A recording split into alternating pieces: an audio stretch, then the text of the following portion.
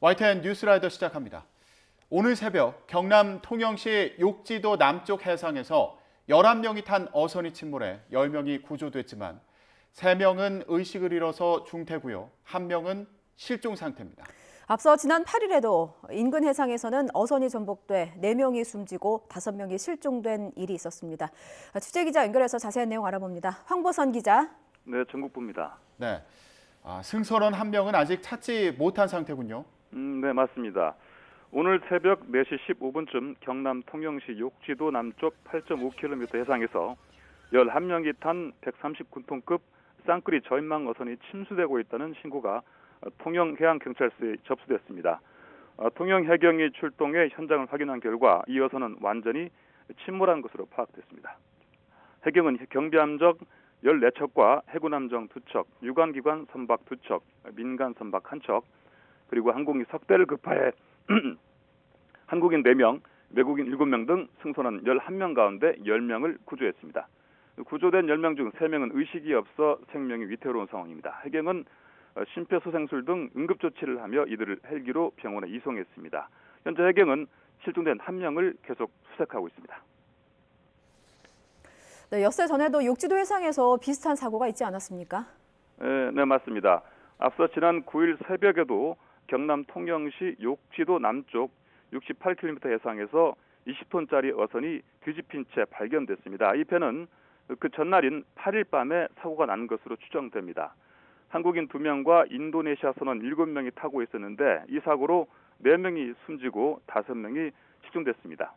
아직 생사를 확인하지 못한 선원은 한국인 선원 1명과 인도네시아 선원 4명입니다.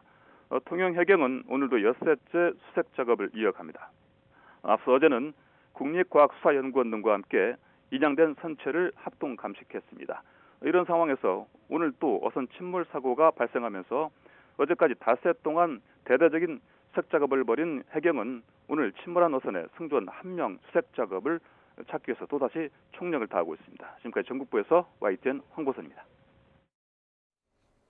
지난 1월 진화 작업 도중에 소방관 2명이 순직하는 큰 불이 났던 경북 문경시 신기공단에서 이번엔 다른 공장에서 불이 나 4시간여 만에 진화됐습니다.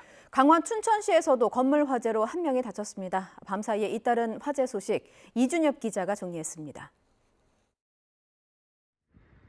캄캄한 어둠 너머로 불빛과 함께 검은 연기가 피어오릅니다.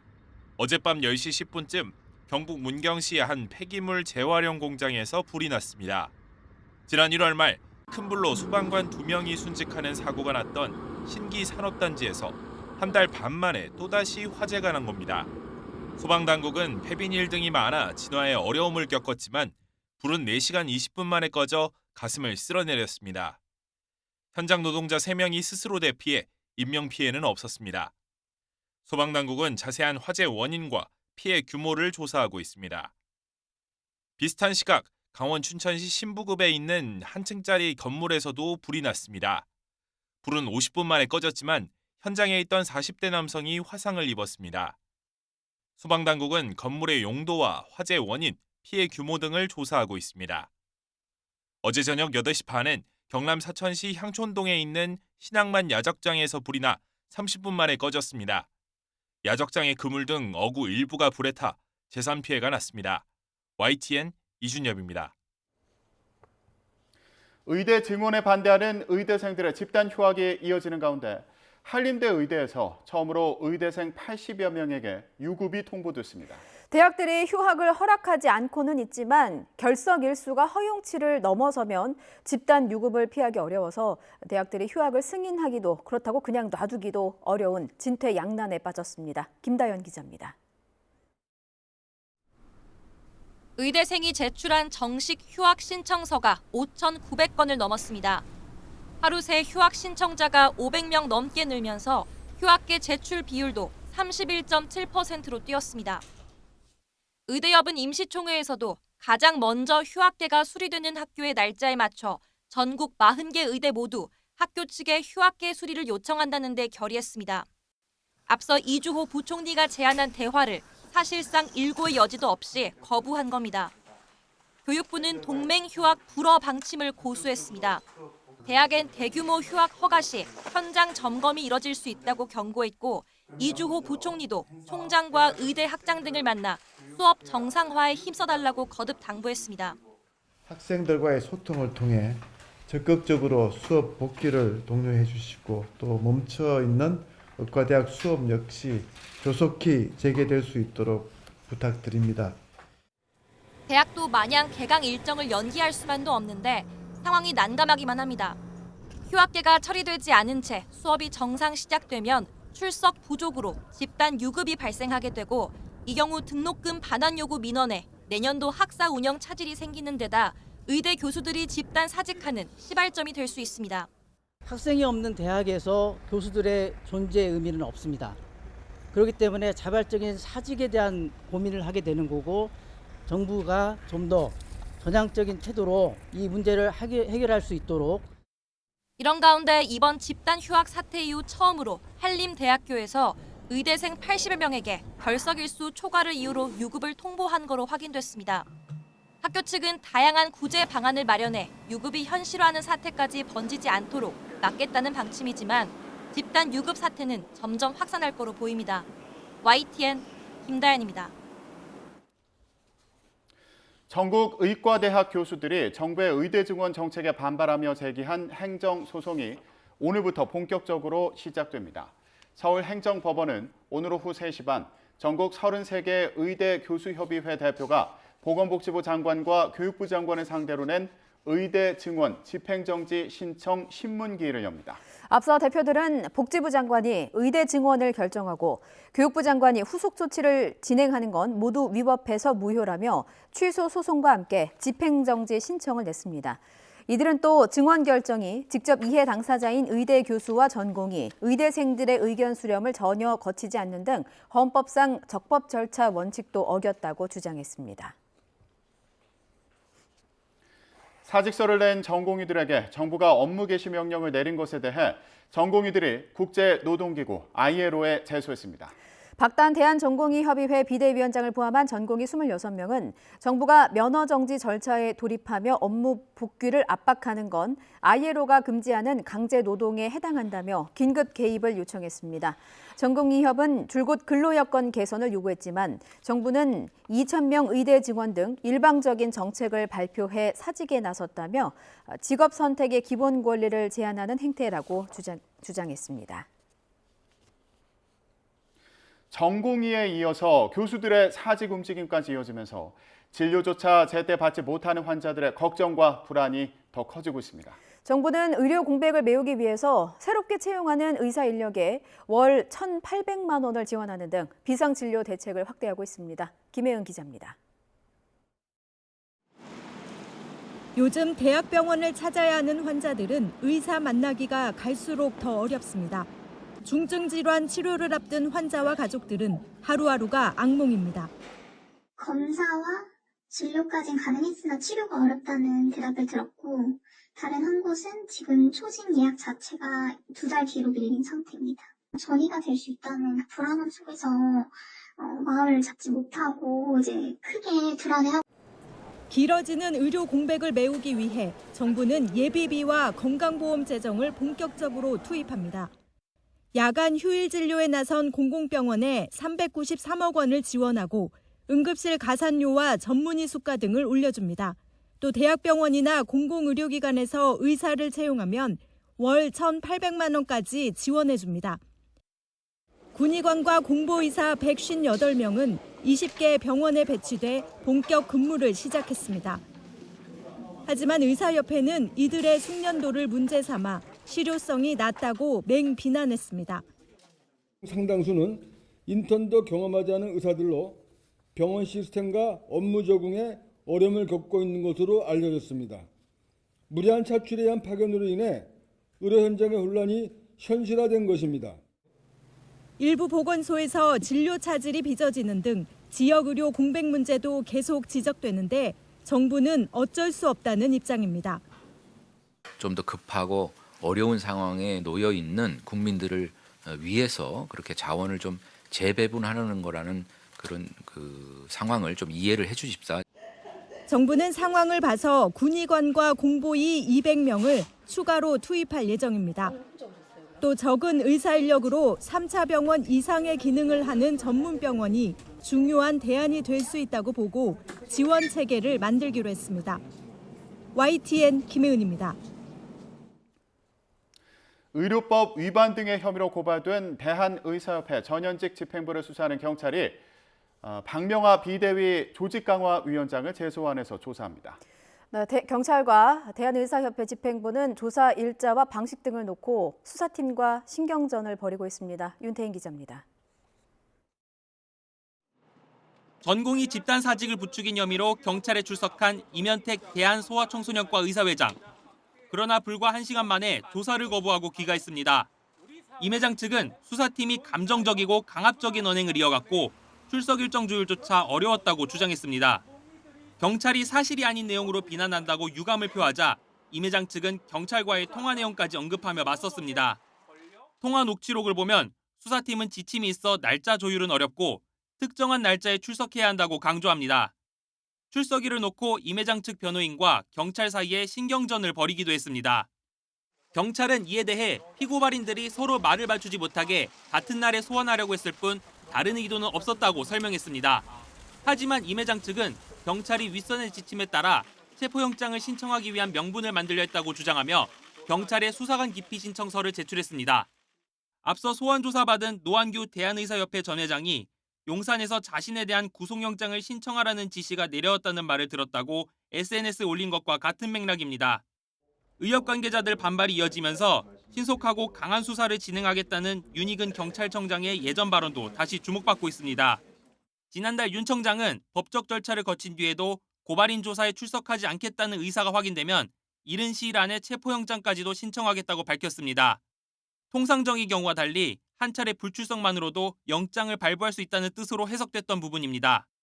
이런 가운데 경찰은 이미 14시간 가까이 조사를 진행했던 김태구 대한의사협회 비대위원장과 박명아 비대위 조직강화위원장을 각각 다시 소환해 수사를 이어간다는 계획입니다. YTN 윤태인입니다. 러시아에서 간첩 혐의로 체포된 한국인 선교사의 소속 재단이 억울한 누명이라며 국내외 지부원들과 함께 적극적인 구명 활동에 나서기로 했습니다. 체포된 선교사 백모 씨가 소속된 지구촌 사랑의 쌀 나눔재단의 이선구 이사장은 간첩 혐의는 오해이거나 정치적 목적이 있는 것으로 본다며 이같이 말했습니다. 또 백 씨가 이 재단에 4년가량 소속돼 러시아 블라디보스토크 지부장을 지냈지만 10년 넘게 순수하게 해외 선교와 구호 활동에 매진해온 선교사라고 강조했습니다. 이 이사장은 백 씨가 한 구호 활동은 굶주린 소외 계층과 해외 노동자에게 먹을 것과 입을 옷을 주고 의약품을 준 게 전부라며 탈북을 도왔다는 등의 의혹은 다 얼토당토 않다고 설명했습니다. 러시아 외무부 대변인은 주 러시아 한국 대사관 요청에 따라 구금된 한국인에 대한 영사 접견 가능성을 모색하고 있다고 말했습니다. 하지만 백 씨가 간첩죄에 해당 행위를 한 혐의를 받고 있어 수사 진행 상황 추가 정보는 기밀이라며 세부 내용은 공개하지 않았습니다. 러시아 외무부 대변인은 중요한 것은 어려운 문제 논의를 위한 상호 존중 대화에 얼마나 준비돼 있느냐는 것이라고 말했습니다. 러시아 정유시설이 우크라이나의 무인기 드론 공격을 받은 데 이어서 미국의 원유 재고가 감소했다는 소식에 국제유가가 현지 시간 13일 4개월 만에 최고 수준으로 상승했습니다. 뉴욕 상업거래소에서 4월 인도분 서부 텍사스산 원유 선물 종가는 79.72달러로 전날 종가보다 2.8% 상승했습니다. 앞서 거래를 마친 런던 ICE 선물 거래소에서 5월 인도분 브렌트유 선물도 전날 종가 대비 2.6% 오른 배럴당 84.03달러에 거래를 마쳤습니다. 이는 지난해 11월 6일 이후 4개월 만에 가장 높은 수준입니다. 네, 요즘 물가 얘기 많이 하게 되는 것 같아요. 그렇습니다. 식료품 가격의 상승률이 3년 만에 최고치를 나타내고 소비자 물가도 3%대로 다시 올라서는 등 장바구니 물가가 연일 비상입니다. 정부는 물가 관리를 위해서 식품과 유통업계를 대상으로 전방위 압박에 나섰습니다. 보도에 김선희 기자입니다. 정부가 지난해 10월 이후 5달 만에 다시 식품업계 임원들을 불렀습니다. CJ제일제당과 농심, 동서식품 등 국내 대표적인 식품기업 19곳이 참여했습니다. 핵심은 국제 곡물 가격이 2022년 고점 대비 절반가량 하락했는데 식품 가격에 제대로 반영되고 있느냐입니다. 지난 6일 물가관계장관 회의에서 최상목 부총리가 언급한 것처럼 원가 하락분만큼 가격을 내리라는 겁니다. 원자재 가격 상승기에 인상된 식품 가격이 주요 곡물과 유지류 가격 하락에도 불구하고 지속 유지되는 것에 대해 기업의 과도한 이윤 추구라는 비판의 목소리도 제기되고 있는 상황입니다. 소비자 단체들도 현재 국제 시세 하락분을 반영해 밀가루, 식용유 가격과 가공식품 가격을 내려야 한다고 압박하고 있습니다. 하지만 식품업계는 국제 곡물 가격이 소비자가에 반영되려면 시차가 있는 데다 인건비 등 다른 상승 요인도 많다는 입장입니다. 사실 밀가루만 따진다라고 하면 원재료에서 재료비에서 30%밖에 차지하지 않습니다. 그러면 전 원가에서는 그게 크게 차지하는 비용은 아니거든요. 다만 지난해에도 국제 밀 시세 가격 하락으로 정부의 가격 인하 압박이 들어오자 라면 업계는 결국 줄줄이 가격을 인하했습니다. 정부는 물가 폭등의 상황이 엄중하다고 보고 유통업계 임원들도 불러 모았습니다.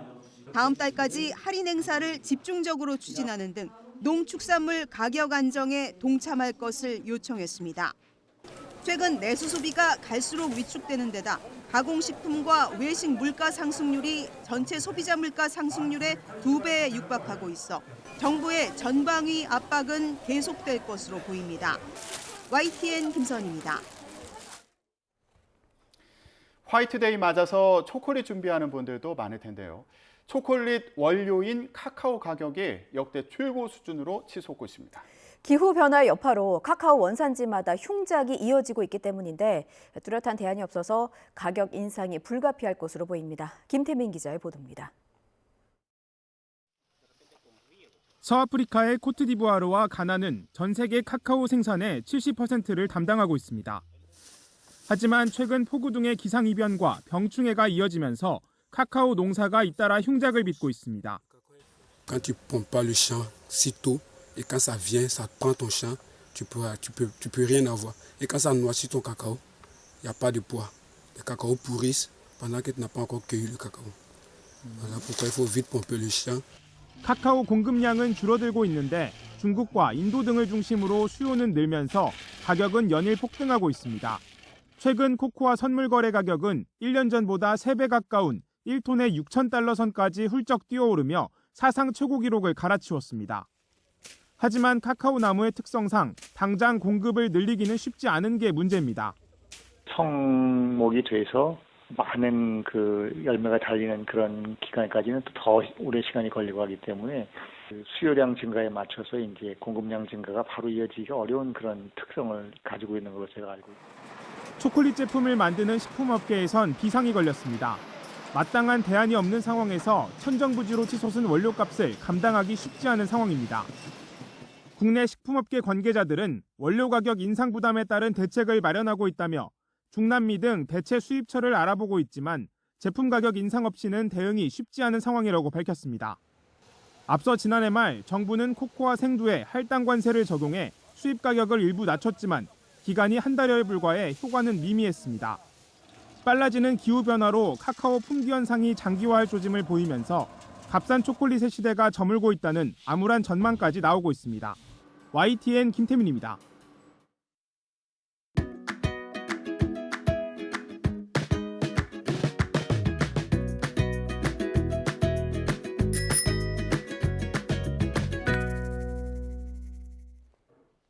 총선 관련 소식 알아보겠습니다. 더불어민주당 총선 후보자 경선에서 친문 핵심 전해철 의원이 친명계 양문석 전 방통위 상임위원에게 패해 공천에서 탈락했습니다.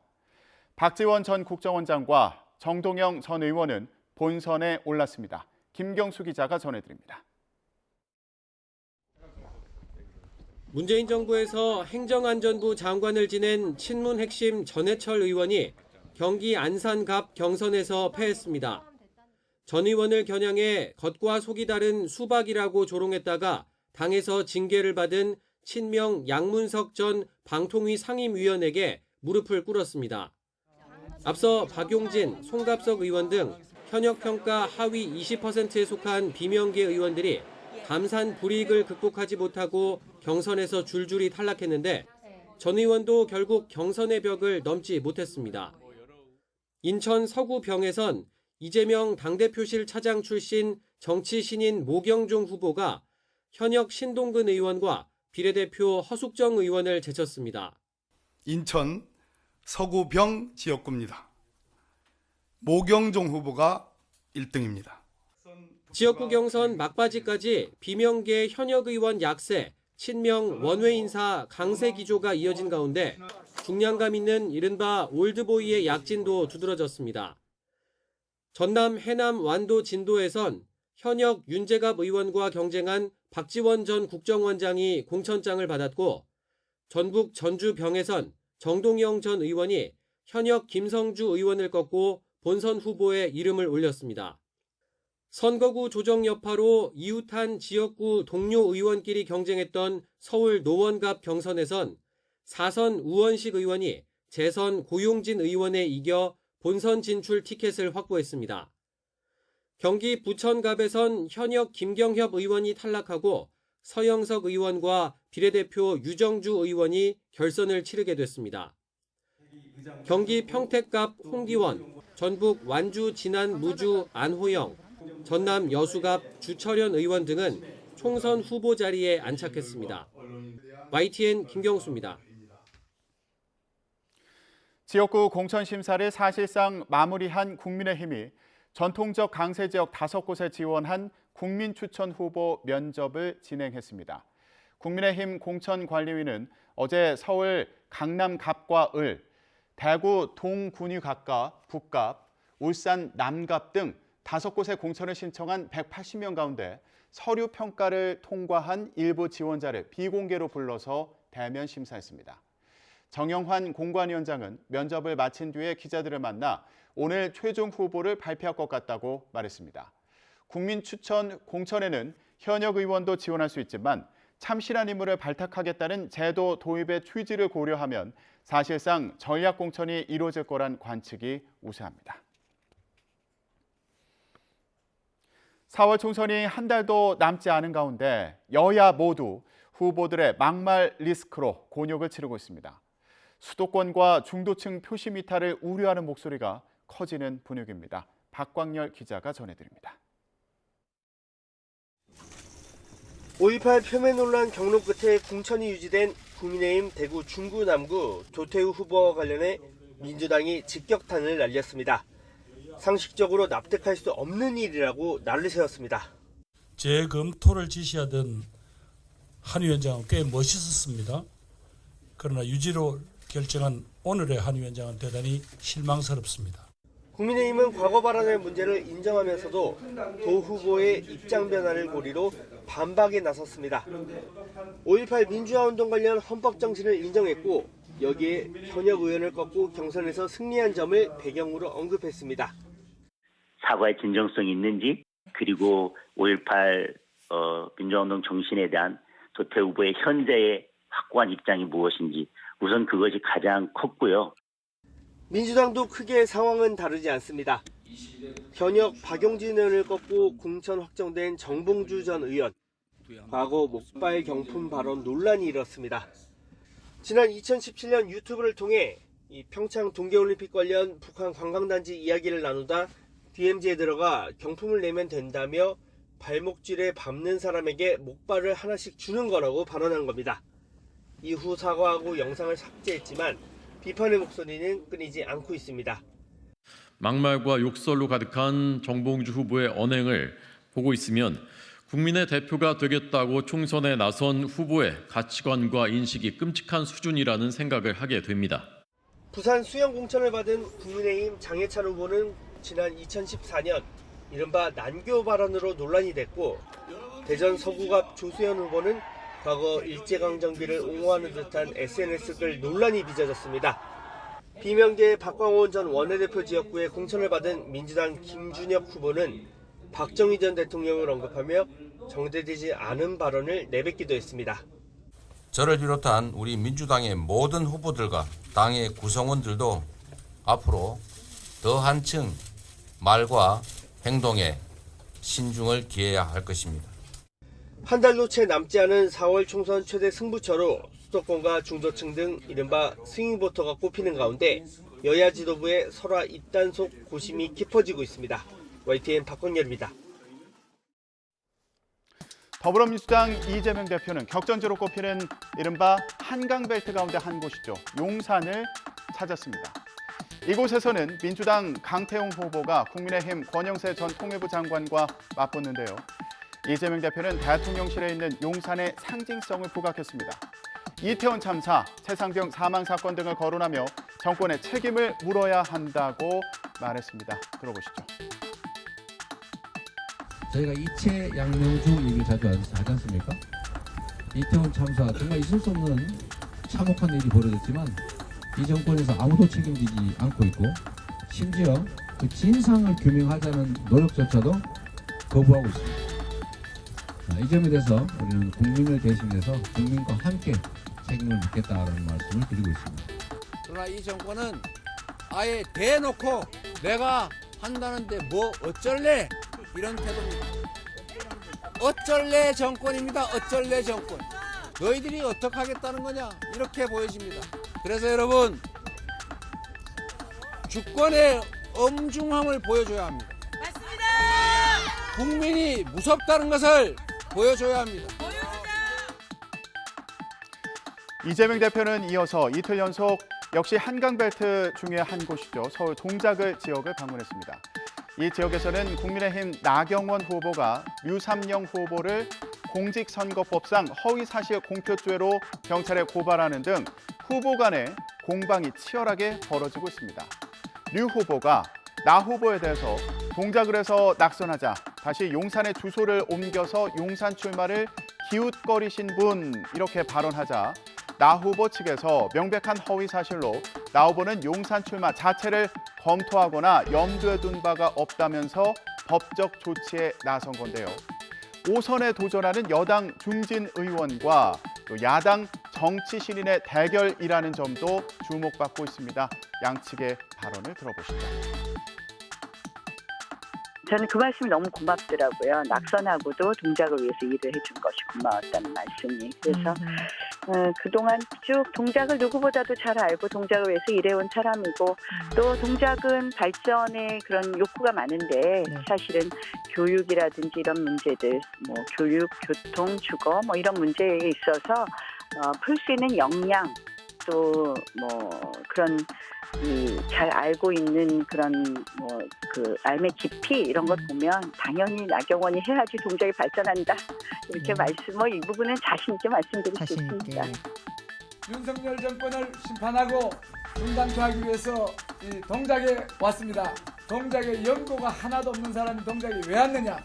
동작에 왜 연고가 없습니까? 동작에 윤석열 정권의 탄생에 그 책임 있는 분이 계십니다. 그분을 심판하고 수도권 한복판에서 국민을 괴롭히고 국가를 위태롭게 만드는 윤석열 정권을 당당하게 심판하기 위해서 제가 여기 이 동작을에 왔던 것입니다.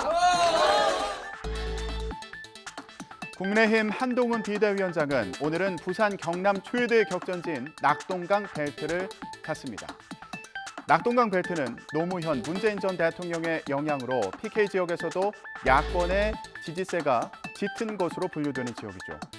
한 위원장은 이곳에서 중진 희생 요구를 받고 지역구를 옮기기로 한 서병수, 조혜진 의원 등을 지원할 예정입니다. 국민의힘 서병수 후보는 민주당 전재수 후보와 부산 북강 서갑에서 대결을 벌이고요. 조혜진 후보는 경남 김해을에서 민주당 김정호 후보와 맞붙습니다. 한 위원장은 앞서 경기도 수원, 그리고 고양, 또 서울 영등포, 양천 등 격전지를 방문해서 후보들 지원을 해왔죠. 이때 발언 들어보시죠. 지금 이제 여러 가지 법안을 준비하는 것 중에 이런 게 있습니다. 제가 전통시장 가다 보니까 항상 전통시장을 지원하는 방식이 또 지자체와 협의하겠다 이런 것조차 할 수가 없더라고요. 제가 그래서 수원을 갔을 때부터 저희가 준비하게 된 법안이 있는데 어떤 특정한 어떤 조건이 되면 그게 지자체를 통하지 않고 중앙정부가 직접 예산을 투입할 수 있는 방안을 저는 저희가 법안으로서 준비하고 있고요. 저는 그 법안이 결국 주 대상은 전통시장이 될 거라고 생각합니다. 이어서 총선 관심 선거구를 소개하는 격전지를 가다 시간입니다. 오늘은 청년 유권자 비중이 높은 동탄 2신도시 경기 화성을 지역인데요. 거대 양당이 내세운 영입 인재들과 개혁신당 이준석 대표 사이 3파전을 나혜인 기자가 취재했습니다. 경기 화성 동탄 2신도시 주민들이 즐겨 찾는 호수공원입니다. 4년 전 총선에선 북쪽 동탄 1신도시와 같은 선거구였지만 새 아파트 입주민이 늘면서 이번엔 주변 5개 동만 화성을 지역구로 묶였습니다. 지난달 기준 인구는 22만여 명, 평균 나이는 34.7세로 전국 평균보다 10살이 어립니다. 근처 반도체 자동차 공장에 다니는 직원이 많고 화성 시민보다 동탄 주민이란 정체성이 강한 젊은 유권자들은 교통과 자녀 교육 문제에 관심이 많습니다. 버스 배차 시간이라든지 이런 게 한 대 보내면은 뭐 30분, 40분씩 이렇게 기다리는 게 기본이다 보니까 생각보다 숫자 이제 학교 수도 많이 딸리고 아주 저 멀리 막 2km 넘게 이제 이렇게 통학을 해야 되는 번거로움. 거대 양당이 나란히 전략 공천한 정치 신인들 역시 앞다투어 맞춤형 공약을 준비했습니다. 너도 나도 수도권 전철을 끌어오고 교육시설을 확충하겠다고 약속했습니다. 안녕하세요.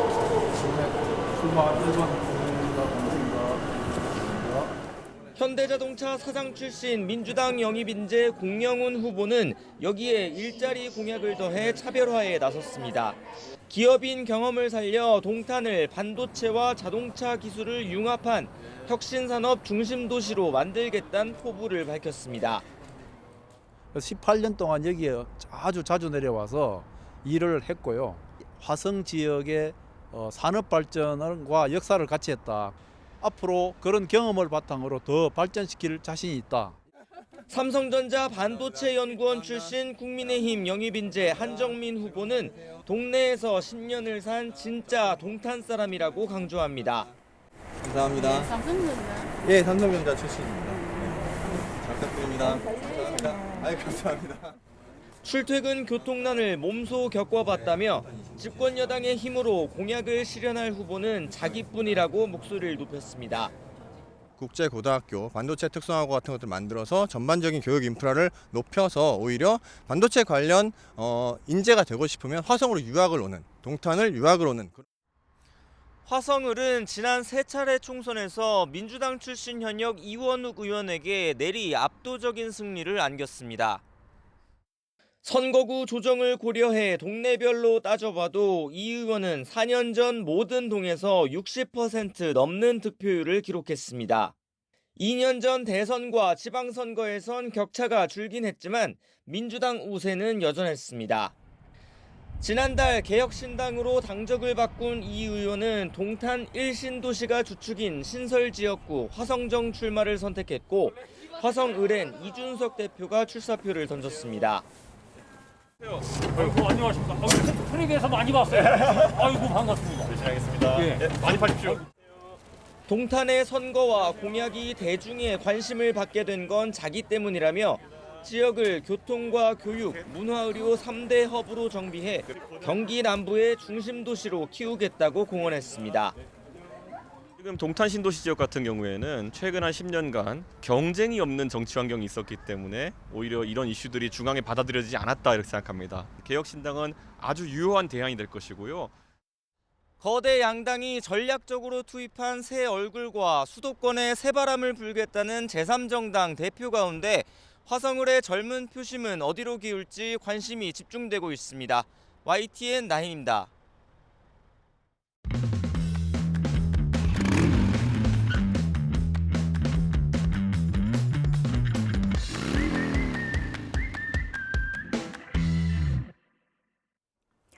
YTN 뉴스라이더 함께하고 계십니다. 지난 1월 소방관 2명이 순직한 문경 육가공 공장 화재와 관련해 정부의 합동 감식 결과가 나왔습니다. 공장 관계자가 사고 이틀 전에 화재 경보기를 강제로 껐다고 합니다. 이러니까 초기 대응을 제대로 못했겠죠. 119 신고도 늦어졌습니다. 불이 다 번지고 나서야 뒤늦게 신고가 이뤄졌던 겁니다. 불은 삽시간에 번졌고 소방관이 손쓸 틈이 없었습니다. 수색을 하고 나왔던 소방관들은 안에 사람이 있다는 말을 듣고 다시 한 번 더 불길 속으로 들어갔습니다. 열린 출입문으로 공기가 들어오면서 공장 안에 있던 가연성 가스가 폭발했고 구조물이 무너져 내리면서 미처 빠져나오지 못한 것으로 추정됩니다.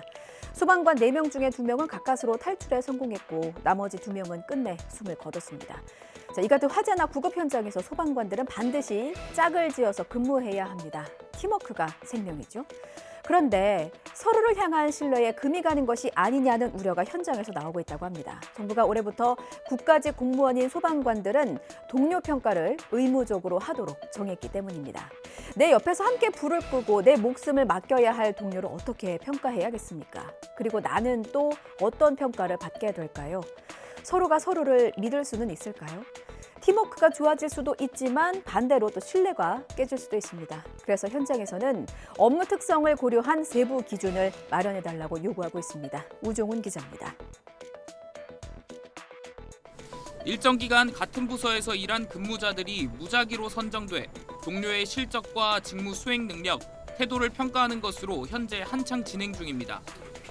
동료 평가 내용은 지나친 비방과 비난을 제외하고 당사자에게 공개됩니다. 결과에 따라 등급은 4단계로 매겨지고 성과급 지급의 일정 비율 반영됩니다. 상급자의 하향식 평가를 보완하고 같이 일하는 동료를 통해 역량과 성과를 판단할 수 있게 인사혁신처가 전체 국가직 공무원에 처음 의무화했습니다. 경찰에선 지난 2007년부터 도입해 시행하고 있습니다. 하지만 현장 소방관 사이에선 업무 특성을 이유로 우려가 나옵니다. 천도 들어가는 화재 온도에 올라가는 화재 현장에 들어가는데 얘가 잘했네 못했냐를 평가한다는 거는 서로 죽자는 것밖에 안 되거든요. 한마디로 이간질 시킨다고밖에 표현을 못하는 거죠. 동료 평가가 직원 사이의 경계심을 부추기는 방향으로 흘러가면 화재 진압 등 시간을 다투는 업무에 차질이 우려된다는 목소리도 나옵니다. 팀워크에는 전혀 도움이 안 되는 방향이고요. 저희 내부 게시판에도 현재 지금 반영된 동료 평가에 대한 부정적인 이야기들이 많이 게시가 되고 있고, 소방청은 처음 도입된 만큼 일부 우려가 예상된다며 동료 평가가 마무리되고 문제점이 있으면 개선하겠다고 밝혔습니다. 협력을 깬다는 걱정에 대해선 동료끼리 부족한 부분이 뭔지 파악할 수 있어 팀워크 향상 기회가 될 수도 있다고 판단했습니다. 축구 선수 황의조 씨의 형수가 오늘 1심 선고를 받습니다. 황 씨의 형수는 황의조 씨가 등장하는 불법 촬영물을 유포하고 피해자들을 협박한 혐의를 받고 있습니다. 그런데 형수는 바로 어제 법원에 2천만 원을 기습 공탁했습니다. 형사 공탁은 범죄를 저지른 피고인이 피해 회복을 위해서 법원에 돈을 대신 맡기는 제도입니다. 재판부가 양형에 긍정적으로 반영할 수 있기 때문에 감형을 노리고 이렇게 기습 공탁을 하는 경우가 많다고 합니다. 이렇게 기습 공탁을 하면 피해자가 모르는 경우가 허다하고요. 하지만 재판부는 양형에 반영이 되기도 하고 기습 공탁의 문제점으로 그동안 지적되어 온 부분들입니다. 이번 사건의 경우에는 피해자들이 기습 공탁을 알아챘습니다. 그래서 전혀 합의할 의사가 없다. 공탁금 역시 거부한다는 뜻을 명확히 밝혔습니다. 그러면서 형수 A씨의 이기적인 행태가 몹시 불쾌하고 우려스럽다는 입장도 변호인을 통해서 밝혔습니다. 황의조 씨의 형수는 과거 황 씨와 연인 관계였다고 주장하면서 황 씨와 여성들의 모습이 담긴 사진과 동영상을 SNS 등에 올리고 황 씨에게 협박 메시지를 보낸 혐의 등으로 지난해 12월에 구속 기소됐습니다. 범행을 부인하던 형수는 지난달 20일에 돌연 반성문을 제출하면서 혐의를 모두 인정했고요. 황의조 씨도 형수의 처벌을 원하지 않는다는 입장을 재판부에 전달했습니다. 앞서 검찰은 형수 A씨에게 징역 4년을 구형했고요. 재판부는 오늘 오전에 1심 선고 공판을 엽니다. 고도 제한 기준보다 딱 63cm가 높아서 사용 승인이 미뤄졌던 김포에 있는 아파트가 드디어 입주를 시작했습니다. 입주민들은 기약 없는 입주를 기다리면서 친척집과 모텔을 전전하면서 마음고생은 물론이고요. 몸고생, 돈고생, 고생이란 고생은 다 했습니다. 입주가 가능했던 이유가 있습니다. 시공사가 옥탑을 깎았습니다. 그래도 입주를 하긴 하네요. 정말 축하합니다. 시공사는 아파트의 옥탑을 70cm가량 낮추는 등 2달간 재시공 작업을 진행했습니다. 그리고 지난 11일 김포시 고촌읍 신곡리 399세대 규모 아파트의 건축물 사용 허가가 드디어 떨어졌고요. 이후 서울지방항공청으로부터 고도 제한 규정에 적합하다는 판정도 받았습니다.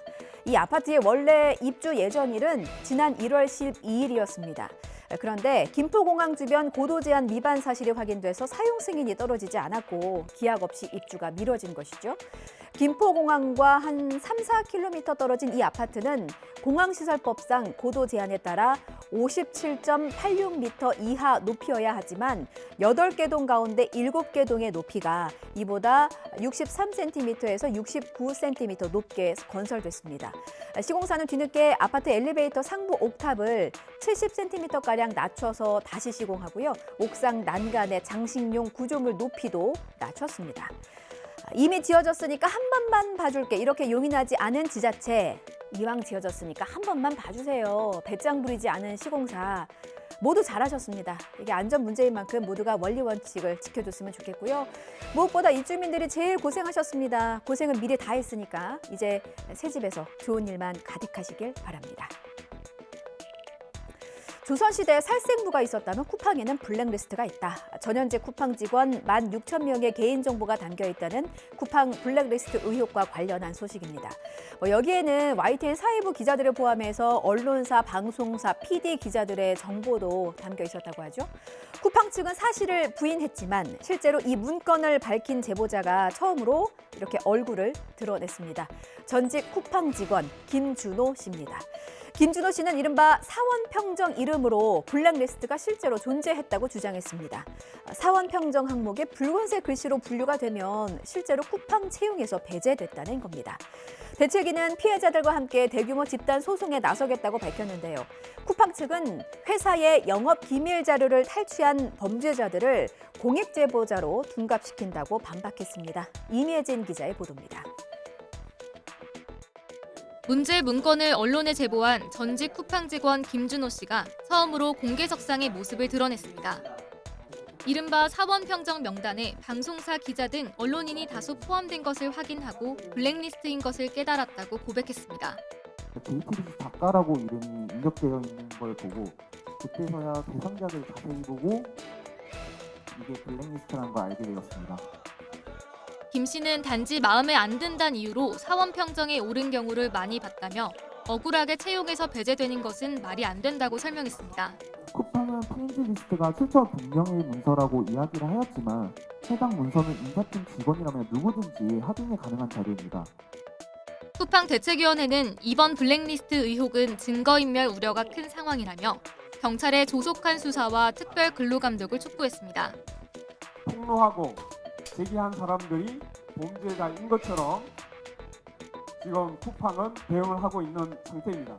3월 중에 먼저 의사를 밝히고 있는 분들에 대해서는 집단 고소를 진행할 생각이고 이에 대해 쿠팡 측은 회사의 영업기밀 자료를 탈취한 범죄자들을 공익제보자로 둔갑시키고 있다며 평가절하하고 기자회견도 범죄 행위를 비호하는 내용에 불과하다고 반박했습니다.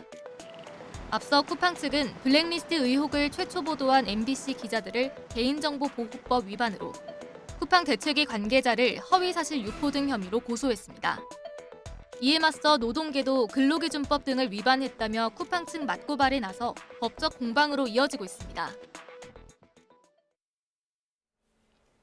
매주 목요일 주요 사건, 사고를 범죄학의 관점으로 해석합니다. 오윤성 순천향대 경찰행정학과 교수와 함께합니다. 어서 오세요. 네, 안녕하세요. 예, 오늘은 의문의 사망 사건에 대해서 좀 먼저 짚어보겠습니다. 지난 6일 오후였습니다. 수원의 한 배수로에서 나체 상태의 여성의 시신이 발견돼서 좀 충격을 주고 있는데 경찰이 사망한 여성의 동선을 확인했다고 하죠? 네, 그렇습니다. 이게 이제 지난 6일 오후 2시 10분인데요. 예. 영통 동수원 IC 인근에 실제 이제 광교역에서 직선거리로 한 600m 떨어진 그 도로변 배수로에서 예. 이 수원 그 시청 공무원이 아마 해빙기 현장 점검을 나갔던 모양이에요. 거기 나갔다가 이제 바로 그곳에서 50대 여성이 숨진 것을 이제 발견하고 신고를 했습니다. 예. 현장의 상태는 이 시신은 아까 말씀하신 대로 나체 상태고 그 여성의 속옷이라든가 옷이 근처에 발견이 됐는데요. 예. 경찰은 이 여성의 지문을 중심으로 해서 신원을 파악을 했는데 CCTV 영상을 갖다 역추적을 해서 동선을 또 확인을 했습니다. 근데 이 여성 같은 경우는 지적 장애가 있는 것으로 이제 알려졌고 예. 가족과 떨어져서 수원 팔달구에 있는 한 여관에서 홀로 장기 투숙을 한 것으로 밝혀졌는데요. 예. 지금 이제 이 시신이 발견되기 약 한 3주 전인 지난 2월 13일 오후 6시에 예. 거주 중인 그 여관을 나와서 이제 그 거리를 배회하는 모습이 찍혔습니다. 그리고 이제 좀 특이한 것이 외투를 거리에다가 벗어놓고 걷다가 그 다음 날인 2월 14일 오전 2시에 동수원 IC 부근 아까 말씀드렸던 그 도로변에 예. 혼자 걸어왔는데요.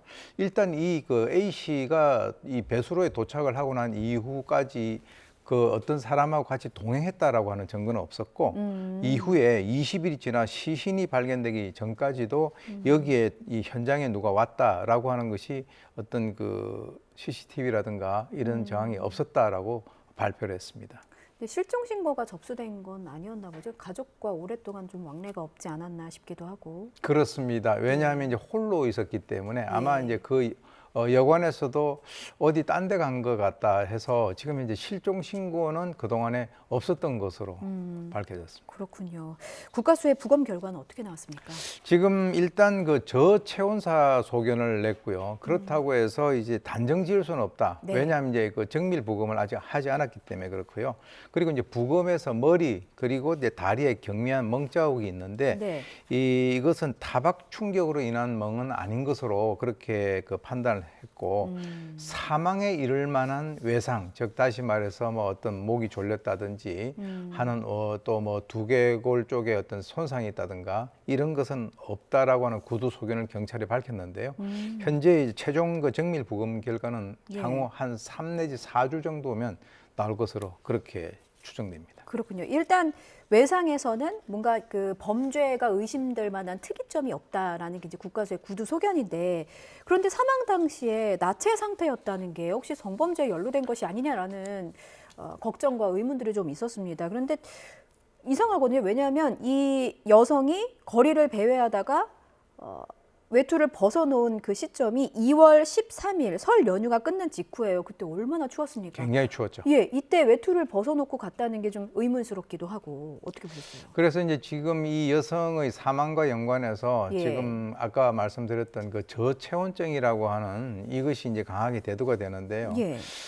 사실 이제 외투를 탈의했고 나체 상태에 있었다. 그런데 이 저체온증 같은 경우는 지금 크게 그 3단계로 구분을 됩니다.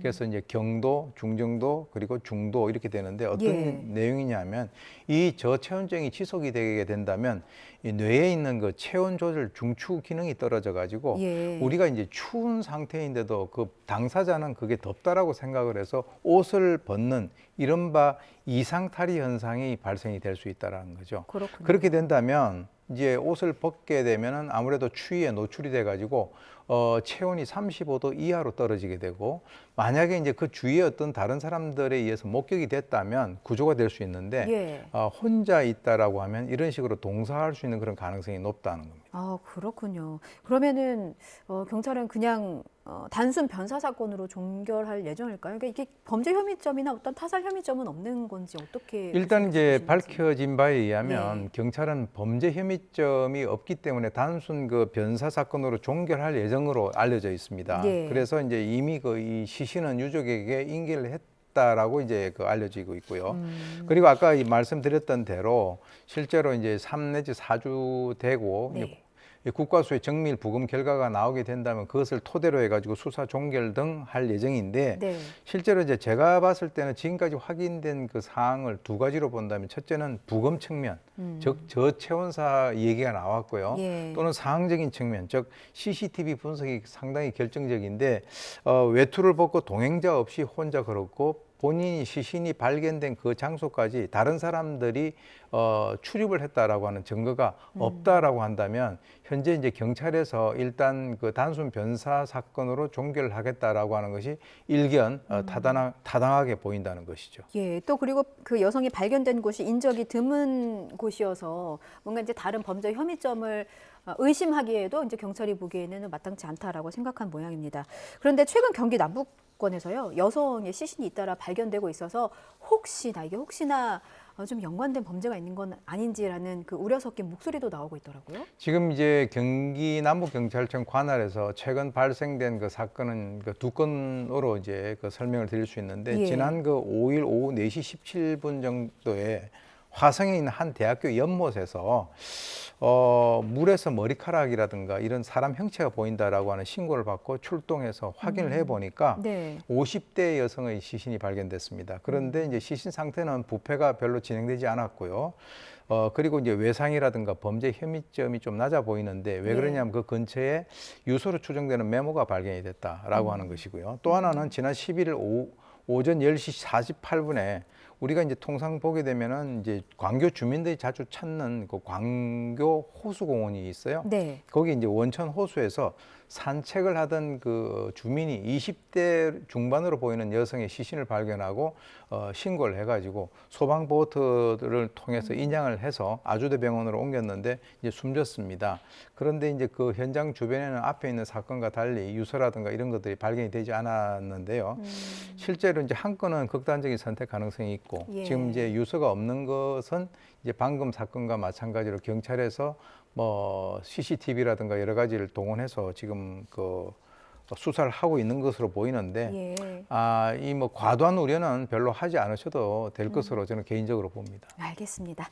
다음 주제로 넘어가 보겠습니다. 저는 이 사진을 보고 너무 마음이 아팠습니다. 그 아기가 누워 있는 사진인데 손을 다쳤어요. 그러니까 유치원에서 4살 아이의 손가락이 이제 문에 껴서 절단이 된 사고입니다. 이게 지난해 있었던 사고인데 아이가 어쩌다가 문에 손이 낀 걸까요? 이거는 이제 지난해 10월 12일에 그 수원에 있는 한 사립 유치원에서 발생이 된 사건인데요. 네. 그 당시에 이제 복도에 있던 4살 된 그 이 박군이 교실을 향해서 달려와서 이제 자기는 교실로 들어가려고 하는 그 상황이었고 예. 또 이제 그 이 교사는 다른 원생들을 데리고 안에 있으면서 들어오려고 하는 그 박군에 대해서 들어오지 못하게 하려고 하는 뭐 그런 상황에서 그 과정에서 이제 문틈에 이 아이의 그 새끼손가락이 껴가지고 그게 이제 상당히 좀 그 기능을 발휘하기 힘든 정도의 어떤 절단 상태, 이 아절단이라고 하는데 그렇게 됐었고요. 그래서 이제 경기 남부경찰청에서는 이 해당되는 그 교사에 대해서 아동복지법상 아동학대 그리고 이제 과실치상 그리고 상해 혐의로 지금 검찰에 송치를 한 상태입니다. 그렇군요. 너무 마음이 아픕니다. 그 아절단 상태라니까 손가락을 이제 그 거의 기능을 할 수 없는, 그러니까 거의 잃은 상태였다는 말씀이신 거잖아요. 그렇죠. 완전히 절단돼서 떨어져 나간 것은 아니나 실제로 이제 저도 사진을 봤습니다만 상당히 그 깊게 그 좀 붙어 있기는 하지만 기능을 발휘하기 힘든 그런 상황이죠.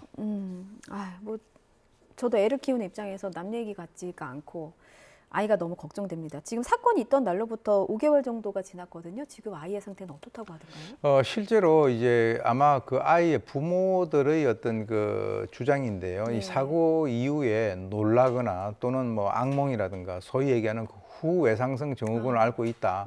뭐 사실 한 5달 정도가 경과되긴 했습니다만 사실 그런 어떤 경험을 하게 된다면 이런 그 후유증 같은 것은 우리가 쉽게 짐작을 할 수가 있겠습니다. 그렇군요. 부모님께서는 교사가 일부러 문을 닫은 것이다 라면서 고소장을 제출했습니다. 부모께서 이렇게 생각하시는 근거는 어떤 부분일까요? 이 피해 아동 그 가족이 그 당시에 그 문이 말이죠. 아이들을 관찰하라고 그 이게 보면은 유치원 같은 데는 동그랗게 유리로 해서 위에 하나 아래 하나 이렇게 돼 있어요. 이게 밖에서 안에 이렇게 들여다보고 서로가 이제 볼 수 있도록 이 투명 유리문이 있는데 그래서 아래쪽 시선을 그 이 동그란 창을 통해서 잘 보이는 상황에서 문을 닫았기 때문에 아이를 못 봤다라고 하는 것은 잘못됐다 이렇게 그 생각을 하고요. 지금 화면에 나오는 저런 네, 구조라는 저거죠. 말씀이신 거죠? 바로 저거죠. 그래서 예. 이 바깥 안하고 다 이게 통하게 돼 있습니다. 그래서 이제 이 교사가 아이가 들어오려고 하는 것을 분명히 봤음에도 불구하고 고의로 문을 닫았다라고 해서 이제 고소장을 제출했는데요. 이 담당 교사의 입장은 조금 다릅니다. 박군을 따라서 아이들이 교실 밖으로 나갈까봐 문을 닫은 것이지 일부러 자기가 그 문을 닫은 것은 아니다. 그래서 그 문을 닫을 때 이 박군의 어떤 모습이라든가 이걸 전혀 보지 못했다라고 주장을 하고 있습니다. 아, 그렇군요. 지금 저희가 화면으로 보여드리는 영상은 그 당시의 모습이 아니라 이제 부모님께서 재현을 한 모습입니다. 저희가 부모님께 관련 사진을 좀 전달받아서 시청자 여러분께 전해드리고 있습니다. 교사의 입장도 한번 짚어볼게요. 아이 손가락이 껴 있다는 걸 인지하고도 힘을 실어서 문을 닫을 이유가 있느냐. 절대 그렇지 않다라는 게 이제 교사 입장인 거잖아요. 네, 그렇습니다. 그런데 이제 지금 그 가장 핵심적인 것은 뭐 양측의 주장이 서로가 다르기 때문에 그 당시에 CCTV를 참고로 해서 과연 어떤 상황이 발생됐는가라고 우리가 보는 것이 가장 중요한데 핵심은 이 해당 유치원 교사가 모르고 이렇게 문을 밀고 있었는가 아니면 고의로 밀고 있었는가 하는 그것이 가장 결정적이죠. 그런데 이제 교사가 주장하는 것은 이 안에 들어온 아이들이 그 박군을 따라서 바깥으로 나가려고 하는 그 상황을 막기 위해서 자기는 문을 밀고 있었다라고 하는데 그게 이제 조금 논리적으로 좀 그 문제가 있는 것이 통상 이쪽에 있는 아이들을 못 나가게 하려면 이 문을 등지고 이렇게 막아야 되거든요. 그렇죠. 선생님이 이렇게. 그렇죠. 근데 이제 이건 방향이 그 박군이 들어오려고 하는 것을 갖다가 이렇게 밀고 있었다라고 하는 것이고요. 그 당시에 그 여러 가지 CCTV 영상을 보게 되면 아이가 다쳐서 울고 원장실로 뛰어가는데 이 선생님이 아무런 조치도 하지 않았다라고 하는 뭐 이런 것들을 아마 토대로 해서 경찰은 이 교사에게 미필적이지만 고의가 있었다라고 보고 이제 아동복지법상에 있어서의 아동학대 혐의를 적용을 한 것이죠. 그렇군요. 피해 아동의 부모께서는 CCTV 말씀도 하셨습니다. 유치원에 CCTV를 보여달라고 요청을 했는데 제대로 보지는 못했고 이제 삭제됐다는 얘기를 들으면서 원장한테 받은 것은 이제 원장이 그 휴대전화로 그 CCTV를 찍은 그 영상, 그러니까 실제로 CCTV를 부모가 확인한 건 아니었던 것 같아요. CCTV 제대로 보지 못했다면서 청원글도 올렸다고 하는데 이거 그 뭔가 관리 책임 이런 부분도 좀 책임을 물을 수가 있는 겁니까? 지금 이 청원 같은 경우는 이제 5만 명 동의를 얻지는 못했습니다. 못했고 이제 문제는 뭐냐면 공익 목적을 위해서 이 유치원 내에서 CCTV 설치 그리고 일정한 그 보존 기간을 확보해야 된다라고 하는 그런 것인데요. 실제로 이제 지금 뭐 사고 나자마자 바로 유치원 원장에게 그걸 요구를 했었었는데 용량이 모자라서 삭제가 됐다. 이제 이렇게 얘기를 갖다가 했고요. 근데 당일 영상은 사고 당일에 이제 부모라면 당연히 이제 보여주세요라고 요구할 수 있는 부분이고. 그렇습니다. 예, 근데 당일에 용량이 차서 삭제됐다는 게 저는 좀 부모의 입장에서 보면 이해가 좀 안 되겠네요. 그래서 사고 당일은 물론 이제 수개월치 영상이 모두 다 삭제됐다라고 얘기를 하고요. 경찰도 이제 이거 CCTV를 다시 이제 복원을 하기 위해서 포렌식 작업을 했습니다만. 그것을 갖다 성공하지 못했습니다. 그나마 원장이 휴대전화로 촬영한 CCTV 화면도 없었다면 이건 진짜 아주 오리무중으로 갈 뻔했어요. 아, 그렇군요. 가장 중요한 게 이게 CCTV부터 확보하는 것이 이 문제를 좀 이렇게 해결하는 가장 지름길이라고 봅니다. 예, 알겠습니다. 일단 안타까운 점은 이제 경찰이 그 CCTV를 디지털 포렌식을 해도 복구할 수 없었다는 점. 인 것 같습니다. 일단 지켜봐야 되겠습니다. 일단 어쨌든 고소가 진행되고 있기 때문에 이제 경찰의 수사 상황도 지켜보고요. 무엇보다 아이가 아직까지도 많이 고통스러워한다고 하는데 부모의 어떤 죄책감, 고통도 여전할 것 같기도 하고 어쨌든 위로의 말씀을 전하겠습니다. 여기까지 듣겠습니다. 오윤성 순천향대 경찰행정학과 교수였습니다. 고맙습니다.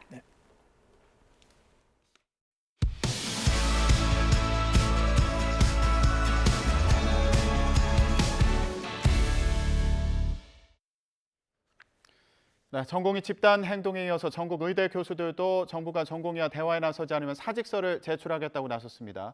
관련해서 정부가 대책 마련에 나섰는데 현장으로 가보겠습니다. 의사 집단 행동 중앙재난안전대책본부 회의를 시작하겠습니다. 전공의들의 근무지 이탈 등 의사 집단 행동이 4주째 지속되고 있습니다. 최근 의대 교수들께서도 비대위를 구성하는 등 집단 행동을 논의하고 있다는 소식은 국민의 불안을 가중시키고 있습니다. 정부는 국민의 걱정과 불편이 커지지 않도록 비상진료 체계를 빈틈없이 운영하여 의료 공백을 최소화하도록 하겠습니다. 현재 많은 국민께서 의료개혁 필요성에 대한 공감과 지지를 보내주고 계십니다. 이번 주 발표된 한 언론사의 여론조사에서는 국민 중 89%가 의대 정원 확대가 필요하다고 생각하고 있습니다. 58%의 국민께서는 2,000명 또는 그 이상의 의대 정원을 늘려야 한다고도 응답을 했습니다. 의사 집단 행동에 따른 불편과 불안에도 불구하고 정부의 의료개혁을 지지하며 의료 현장에서 성숙한 시민의식을 보여주고 계시는 국민 여러분께 깊은 감사의 인사를 드립니다. 아울러 지금 이 순간에도 과중한 업무 부담을 안고 환자 곁을 지키고 있는 의사, 간호사 등 의료진과 병원 관계자분들의 헌신에 진심으로 감사합니다. 동료들의 집단 행동 속에서도 굳건히 병원에 남아 환자를 진료 중인 전공의와 학교에 남아 학업을 이어가고 있는 의대생의 담대한 소신과 용기 있는 결정을 응원합니다. 정부는 이러한 한 분 한 분의 헌신과 지지가 결코 헛되지 않도록 위기에 처한 대한민국의 필수 의료와 지역 의료를 정상화하기 위해 의료개혁 4대 과제를 흔들림 없이 완수하겠습니다. 국민 여러분께는 아플 때, 제때 제대로 된 치료를 받을 수 있는 의료체계 정상화로 보답을 하고 의료진 여러분께는 공정한 보상 체계 아래에서 환자 치료에 전념할 수 있도록 더 좋은 환경을 만들어 드리겠습니다. 그런데 이러한 의료개혁이 시작하기도 전에 반발에 부딪혔습니다. 전공의들의 집단 행동이 장기화됨에 따라 의료 현장의 혼란이 가중되면서 환자들의 고통과 국민의 우려가 높아지고 있습니다. 정부는 어떤 상황에서도 국민의 생명과 건강을 최우선에 두고 이를 보호하기 위한 헌법적 책무를 다할 것입니다. 범정부적으로 모든 가용자원을 동원해서 중증과 응급환자 중심으로 비상진료체제를 강화하고 의료 현장의 혼란을 최소화하는 데 최선을 다하겠습니다. 이를 위해 정부는 비상진료가 현장에서 안정적으로 작동할 수 있도록 예비비 1,285억 원과 건강보험 1,882억 원을 투입하고 있습니다. 전공의 이탈로 인한 의료 공백을 감당하는 공공의료기관에 대한 지원도 강화하겠습니다. 지방의료원이 해당 지역에서 필수 의료 분야 지역 거점 공공병원으로서의 역할을 다하고 의료 취약계층에 대한 보건의료 안전망 기능을 수행할 수 있도록 인력과 시설과 장비 등 경영 혁신과 역량 강화를 위한 지원을 계속해 나갈 것입니다. 마지막으로 의대 교수님들과 의대생들께 말씀을 드립니다. 정부가 추진하는 의료개혁은 비정상적인 의료체계를 바로 세우기 위한 것입니다. 정부의 의료개혁 4대 과제는 의료계를 포함한 각 계와 130회 이상 소통을 하고 의료현안협의체에서 28회 논의를 거쳐 마련된 것입니다. 모든 국민이 안심하고 언제 어디서나 수준 높은 의료 서비스를 이용할 수 있도록 의료 인력을 확충하고 지역 필수 의료를 강화하며 의사가 소신껏 진료할 수 있는 여건을 만들려는 것입니다. 그중에서도 오늘 중대본에서 논의하는 것은 소아 필수 진료 강화 방안입니다. 이는 5년간 약 1조 3천억 원을 지원하여 소아 중증 진료를 강화하고 2세 미만 소아의 입원 의료비 부담은 낮추며 소아가 야간과 휴일에도 병원 이용에 어려움이 없도록 하려는 것입니다. 이러한 의료 정상화는 미래 의료계의 주역인 의대생 여러분과 의료 인재를 키워내고 있는 의대 교수 여러분을 위한 것이기도 합니다. 더 나은 의료 개혁을 이뤄낼 수 있도록 여러분이 참여하여 함께 해주시기를 간곡히 부탁드립니다. 감사합니다. 이후 회의는 비공개로 진행되어 다음 소식입니다. 중국의 수도 베이징 근교에서 가스 폭발로 추정되는 사고가 났습니다.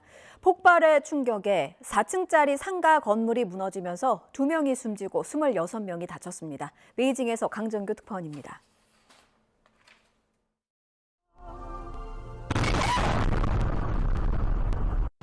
상가 건물에서 굉음과 함께 화염이 터져 나옵니다. 주변은 폭격을 맞은 듯 아수라장이 됐습니다. 아침 7시 55분쯤 중국의 수도 베이징 근교에 있는 상가 1층에서 폭발이 일어났습니다. 충격이 얼마나 컸는지 4층짜리 건물 대부분이 무너져 내렸습니다. 길가에 주차된 차들은 물론 맞은편 건물 외벽과 유리창도 산산조각 났습니다. 현지 당국은 사고 발생 구역에 가스 공급을 끊고 진화와 수색 작업을 벌였습니다. 28명을 구조해 병원으로 옮겼지만 2명은 끝내 숨졌습니다. 가스 폭발로 추정되는데 가스통이 터진 건지 도시가스관에서 누출된 건진 불분명합니다. 它使用这个液化气罐了，但是天然气呢没供应这个楼，在地下管网还是有天然气管道的。 작년 6월 닝샤의 고깃집에선 가스통을 갈다가 폭발이 일어나 38명의 사상자가 나왔습니다. 10월엔 지린성에서 아파트 단지 공급 가스가 폭발하는 등 비슷한 사고가 끊이지 않고 있습니다. 베이징에서 YTN 강정규입니다. 일본의 첫 민간 소형 로켓이 발사한 뒤에 곧바로 폭발했습니다. 발사 현장에서는 관람객들의 탄식이 쏟아진 가운데 일본 정부는 우주 로켓 발사는 핵심 과제라며 로켓 발사의 속도를 내겠다는 뜻을 분명히 했습니다. 도쿄에서 김세호 특파원의 보도입니다. 일본 우주 벤처 기업 스페이스원이 개발한 소형 로켓 카이로스 1호기가 하늘로 치솟아 오릅니다. 하지만 발사된 지 수초 만에 폭발하자 자욱한 연기와 파편이 튑니다. 파편이 떨어지며 화재가 일어나기도 했지만 인명 피해는 없는 것으로 파악됐습니다. 일본의 첫 민간 로켓 발사에 기대를 걸고 지켜보던 관람객들은 경악과 탄식을 쏟아냈습니다.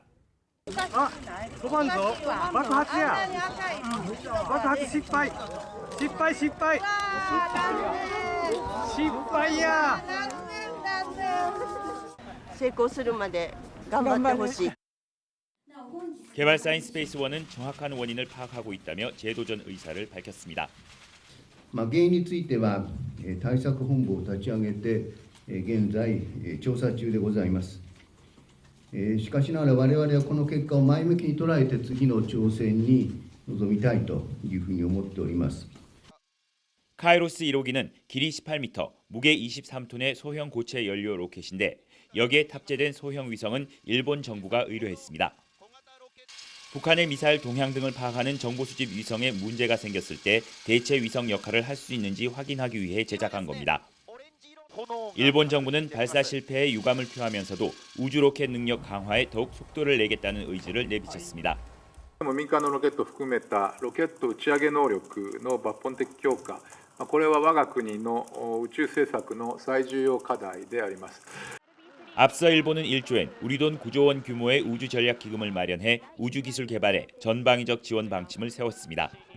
첫 민간 개발 소형 로켓 발사는 실패로 끝났지만 일본 정부는 방위와 상업 분야에서의 우주 경쟁력 강화 성과를 최대한 끌어내겠다는 뜻을 분명히 하고 있습니다. 도쿄에서 YTN 김세호입니다.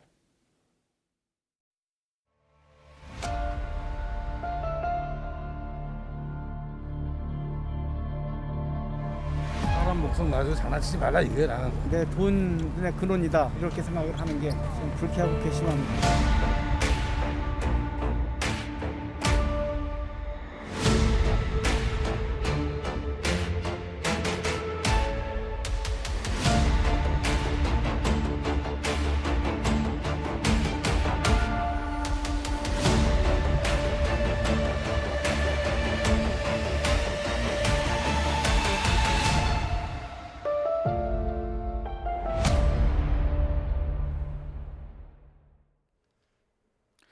전공의 사직 등으로 인한 의료 공백이 길어지는 가운데 의대 교수들의 사직 움직임도 확산하고 있죠. 환자와 가족들의 불안감은 더 커질 수밖에 없는데요. 정부에서는 공공병원이 의료 공백을 메울 걸 기대하며 지원에 나서기로 했습니다. 하지만 공공의료기관의 의료진들도 번아웃 위기에 놓였다고 하는데요. 관련 상황 자세히 짚어보겠습니다. 보건의료노조 최희선 위원장 모셨습니다. 안녕하십니까? 네, 안녕하세요. 네, 자 일단 보건의료노조에서 의사의 진료 거부 중단을 촉구하는 범국민 서명운동을 벌이고 있다고 들었습니다. 네. 예, 지금 많이들 참여하고 계신가요? 네, 저희 보건의료노조와 한국중증질환자연합회가 공동으로 범국민 서명운동을 진행하고 있는데요. 의사들의 집단 진료 거부를 중단하고 조속히 환자 곁으로 돌아와 달라는 서명운동을 진행하고 있습니다. 예. 어제도 광화문 동아면세점 앞에서 저희가 서명운동을 진행했는데 지나가는 시민들이 굉장히 많이 서명에 동참해 주셨고 그중에서도 특히 가족 중에 환자분이 있다면서 서명에 동참하시는 시민이 있었습니다. 의사들에 대한 실망감을 넘어서 이제는 분노감이 든다 이런 얘기를 하셨고요. 그리고 지금 의사들은 집단 행동을 좀 멈추고 환자의 마음을 조금이라도 이해해 주기를 바랬습니다.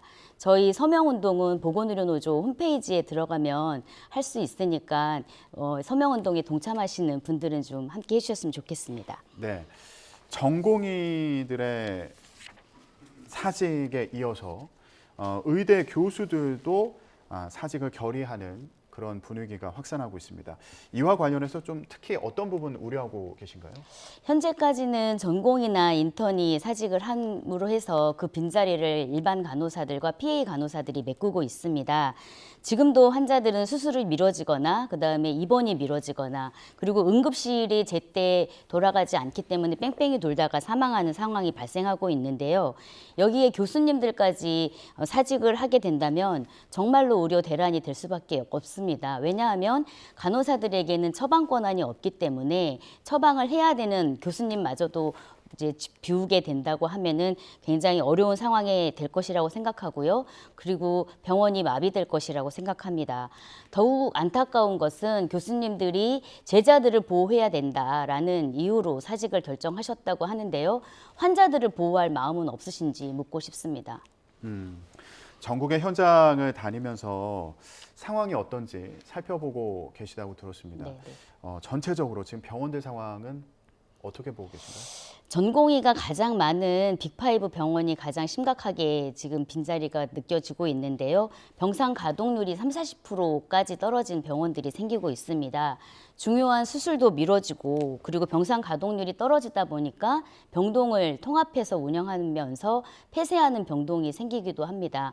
그러다 보니까 그쪽에서 일하던 간호사들이 다른 병동에 가서 일해야 되는 상황이 발생하고 심지어 강제 연차 휴가나 무급 휴가를 강요받기도 하고요.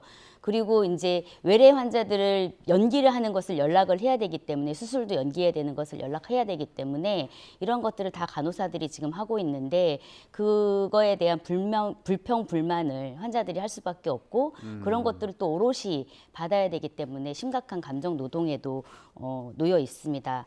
더군다나 부산대병원 같은 경우에는 한 달에 적자가 지금 100억에 이를 것이다 라고 생각하면서 비상경영 체계를 선포했고요. 그러면서 타 직종의 연장 근무를 제한한다든지 부서 지원비를 삭감하겠다라든지 무급휴가를 빨리 가라고 재촉한다든지 이런 문제들이 생기고 있습니다. 네. 이것은 의사와 정부 간의 강대강 대치 속에서 발생한 문제들을 사실은 보건의료 노동자들이 오롯이 받고 있는 거고요. 환자들도 지금 그러한 치료들이 되지 않음으로 인해서 굉장히 불안한 상태입니다. 뭐 특별히 환자들에게 들은 얘기 중에 기억에 남는다거나 인상적인 얘기들이 있었나요? 일단은 수술을 해야 되는 환자들이 수술이 연기됐을 때 자기 상태가 더 악화되면 어떡하냐 이런 얘기들을 했었고요.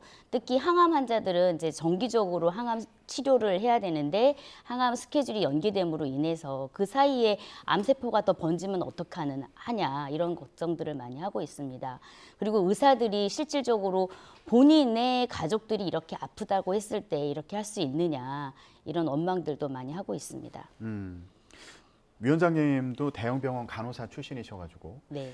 지금 간호사 간호사들이 처한 상황을 잘 아실 텐데 앞서서 간호사들이 지금 놓여 있는 상황에 대해서 간단히 말씀은 해주셨습니다만 전공의들의 공백을 메우는 상황에서 여러 가지로 좀 버거워하는 부분이 있다고도 들었습니다. 예, 어떤 부분들을 얘기를 많이 하고 있나요? 지금 현재 가장 힘들어하고 있는 분들은 PA 간호사들이라고 말씀드릴 수 있는데요. 그동안 PA 간호사라는 것은 저희 나라 의료법에 있는 직능이 아닙니다.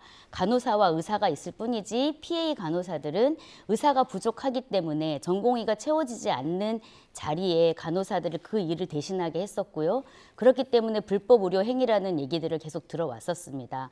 이러한 것들을 반대했던 것도 의협이고 정부도 그것을 명문화하지 않았었는데 지금 전공의나 인턴들이 빈 자리를 PA 간호사들에게 업무를 전가시키면서 그 보건의료 단계를 심각으로 올리고 그리고 PA 간호사들의 시범사업이라는 명분 하에 업무 범위를 의료기관장과 간호부장 그리고 업무조정위원회에서 결정하게 하고 있습니다. 그래서 3월 8일 날 복지부가 내놓은 PA 간호사나 일반 간호사, 전문 간호사가 업무 범위를 명문화했었거든요. 근데 그것들을 보면 우리나라의 PA 간호사들은 어떤 교육 과정을 거치거나 자격시험에 합격한 사람들이 아닙니다. 그냥 일반 간호사 중에 PA 업무를 했었던 것인데요. 그러한 것들을 지금 다 시범 사업이라는 명문 하에 하도록 하는 것이 굉장히 불안하고요. 특히 그 중에서는 기관 삽관이나 중심적 정맥관 삽입술 같은 고난도의 고위험의 업무들까지 그리고 진단서나 뭐 동의서 이런 것들을 의사의 아이디로만 가능한 것들을 PA 간호사들에게 지금 전담하고 있어서 이게 법적으로 보호를 받을 수 있는지 그리고 그들의 빈자리를 저희들이 메꾸고 있지만 이것들로 인해서 나중에 의료 사고가 발생했을 때 민형사상의 책임까지 면제받을 수는 없다라고 보여지는데 불안감 속에서 일을 하고 있습니다. 그동안 진료 보조 간호사, PA 간호사를 합법화해달라는 거는 이제 간호사들의 요구이긴 했습니다만 지금과 같은 상황에서 갑작스럽게 업무 범위가 넓어지는 거에 대한 우려와 부담을 호소한다고 이해하면 되겠습니까? 그렇죠. 근데 저희 간호사들이 PA 간호사들을 합법화해달라고 요구한 적은 없고요. 왜냐하면 어쩔 수 없이 해왔던 일이거든요. 의사들이 부족하기 때문에 그 업무를 누군가는 대신해야 했고 그렇기 때문에 PA 간호사가 활용되었었는데 이미 우리나라의 PA 간호사는 10,000명을 넘어서 20,000명 가까이 있는 것으로 알고 있습니다. 그런 간호사들을 그러면 계속 그 불법 의료 상태로 놔둘 것이냐 그렇지 않다고 하면은 양성화를 해야 되는데 양성화를 하려면 어떻게 해야 되느냐 어떤 교육 과정과 자격 시험을 거쳐야 되는 것이 아니냐 이런 것들이 논의되고 있는 과정에 지금 전공의들의 집단 사직으로 인해서 그분들의 역할이 대두되고 있는 것입니다. 예, 정부에서는 간호사의 업무 범위를 넓히고 이걸 법적으로 보호해주겠다 이런 입장을 이제 최근에 밝히고 있는 건데 근데 문제는 이거는 사실 시간이 필요한 거고 교육이 더 필요한 부분인데 그렇지 않은 상황에서 갑작스럽게 이런 업무를 수행하는 거는 좀 위험 부담이 있다. 굉장히 위험하고요. 실질적으로 아까 병상 가동률이 떨어짐으로 인해서 병동이 폐쇄되고 그러면 일반 간호사들이 조금 유휴 인력으로 되는 것이잖아요. 그렇다 보니까 모 병원 같은 경우에는 PA 간호사를 지금 추가로 뽑고 있습니다. 이 사태가 장기화 될 것 같으니까 전공의들의 그러니까 의사의 업무를 대신할 수 있는 간호사들을 더 채용하고 있는 것이고 그러다 보니까 1년 차인 간호사들까지도 PA 업무를 진행하게 하는데 이것은 환자 안전에 굉장히 위험한 일이라고 생각을 합니다. 예. 자, 최근에 지역 의료 현장의 상황도 둘러보셨는데 상급 종합병원에서는 공보의 또 군의관을 투입하고 있습니다. 그런데 문제는 이분들이 또 지역에서 오는 거잖아요. 그렇게 되면은 지역 의료에 또 다른 공백이 생기는 거 아니냐 이런 우려의 목소리도 나오더라고요. 어떻습니까? 네, 맞습니다. 지금 정부가 내놓은 또 대안으로 공보의나 군의관을 병원에 파견하겠다 이렇게 하고 있는데요. 공보의나 군의관들은 실질적으로 전문의보다는 일반의가 훨씬 많이 있습니다. 의대를 막 졸업하고 전문의 자격증이 없는 그런 의사들이 훨씬 많은데 실질적으로 상급 종합병원에 필요한 인력들은 전문의가 필요한 것이라고 보여지거든요. 그렇고 또 하나는 병원마다 시스템이 다르기 때문에 공보의나 군의관이 투입이 된다 하더라도 그 시스템에 적응하는 데 시간도 필요할 것이고요. 그리고 수술 같은 경우에는 팀워크로 이루어집니다. 갑자기 투입된 의사와 함께 하기에는 또 시간이 저는 필요할 거라고 보여지고 또 제가 조금 아까 이제 국립중앙의료원에도 확인을 해봤는데요. 그 실질적으로 아직까지 업무는 할 수가 없는 상황이라고 하고 있습니다. 그러니까는 이제 교육 과정도 그 병원 시스템에 익숙해져야 되니까 그런 문제들이 있고요. 지방의료원 같은 경우에는 지방의료원은 공보이나 군의관들이 그나마 부족한 의료진을 대신해서 그 역할을 해줬었는데 그분들이 지금 상급 종합병원으로 수도권으로 차출된다고 하니까 우리는 어떻게 하느냐, 우리 환자들은 어떻게 돌보느냐라는 걱정들을 하고 있습니다. 예. 의료 공백 상황이 길어지면서 공공의료기관에서 그런 공백을 메울 수 있지 않을까 이런 목소리도 나오고 있는데 공공의료기관이라는 게 예를 들면 어디를 말하는 겁니까? 뭐 국립대병원이나 지방의료원이라든지 그다음에 뭐 적십자병원이라든지 공공기관 의료기관을 말하는데요. 실제로 저희가 우리나라의 공공의료는 10%밖에 안 됩니다. 90% 이상이 민간병원이고요. 코로나가 발생했을 때 민간병원에서는 코로나 환자들을 받지 않았습니다. 그 처음에 받지를 않았고요. 그래서 공공병원들이 일시에 전담병원으로 이제 전환하면서 코로나라는 질병이 어떤 병인지도 모르는 상태에서 공공병원이라는 이유로 코로나 전담병원을 했었는데요. 저는 코로나가 우리나라에 준 교훈 중에 하나는 우리나라의 공공병원이 얼마나 부족한지 그리고 공공의료가 왜 필요한지를 절실하게 국민들이 알게 했다라고 생각을 합니다. 그런데 지금 그 전공의가 비어있는 자리에도 지금 공공병원이 그 역할을 하라고 하고 있지만 실질적으로 코로나 이후에 공공병원에 대한 지원이 제대로 되지 않았었거든요. 코로나 전담병원을 하다 보니까 그동안에 3, 4년이 걸렸었잖아요. 그동안에 의료진도 떠났고 환자들도 떠났습니다. 코로나 환자만 보니까요. 그렇기 때문에 다시 회복하는 데는 적어도 4년 이상의 기간이 필요하다고 하는데 정부는 코로나 이후에 회복기 지원 예산을 6개월밖에 주지 않았습니다. 그래서 작년에 저희 보건의료노조는 28명의 지방의료원 지부장님들이 20여일 넘게 단식 투쟁을 해서 회복기 지원 예산을 겨우 500억 정도 받아냈었거든요. 근데 이렇기 때문에 앞으로 정부가 공공병원에 대한 시설, 장비, 인력 계속 지원을 좀 해야 될 거라고 보여지고요. 그리고 70개 중진료권이라는 곳이 있습니다. 거기에 공공병원을 제대로 된 시설과 인력과 장비가 갖춰진 공공병원을 준비하지 않으면 안 되겠다라는 말씀을 드립니다. 네, 공공병원이 코로나19 사태 당시에 큰 역할을 했다고 말씀해 주셨고 근데 그 여파가 계속되고 있어서 지금 의료 공백을 메우기에 좀 어려운 상황으로 보인다 이렇게 말씀을 해주셨는데 그곳에 있는 의료진들의 상황은 어떻습니까? 실제로 지금 공공병원에 있는 의료진들은 굉장히 지금 정부가 공공병원을 활용하겠다는 이유로 평일에 8시까지 이제 진료를 열어라. 그리고 토요일 날도 진료를 봐라. 이렇게 하고 있는데요. 실질적으로 어제도 제가 좀 확인을 해봤었는데 공공병원을 찾는 환자들이 현재로서는 그렇게 많지 않습니다. 왜 그럴까요? 왜 그러냐면 그동안 코로나 시기를 거치면서 공공병원이 많이 무너졌기 때문입니다. 환자들도 떠났고 의료진도 떠났기 때문에 제대로 그 기능을 하지 못하는 게 지금의 현실이고요. 그러니까 정상화되지 않았습니다. 예를 들면은 중증 환자들이 응급실을 통해서 공공병원으로 왔을 때 그 다학제적으로 이루어져야 되는 수술 같은 것을 할 수가 없는 상황이기 때문입니다. 그러니까 필수과에 의료진이 없거나 이런 상황이기 때문에 결국은 환자들이 와도 다른 병원으로 전원을 해야 되니까 실질적으로 응급 환자들이 찾지 않는 경우도 있고요. 또 필수과에 의료진이 없기 때문에 결국은 거기를 못 가고 다른 병원으로 갔어야 했기 때문에 그렇습니다. 그래서 정부에서 공공의료 지원 대책을 발표했습니다. 948억 원 예산을 집행하는 등의 내용이 담겨 있는데 이 방안에 대해서는 어떻게 평가하고 계세요? 저는 아까도 말씀드렸지만 우리나라의 부족한 공공의료 시스템을 제대로 만드는 게 좀 이번 상황을 보고 또 느껴야 된다라고 생각을 하고요. 지금 일시적으로 그 재원을 투입해서 하는 것은 미봉책에 불과하다고 생각을 합니다.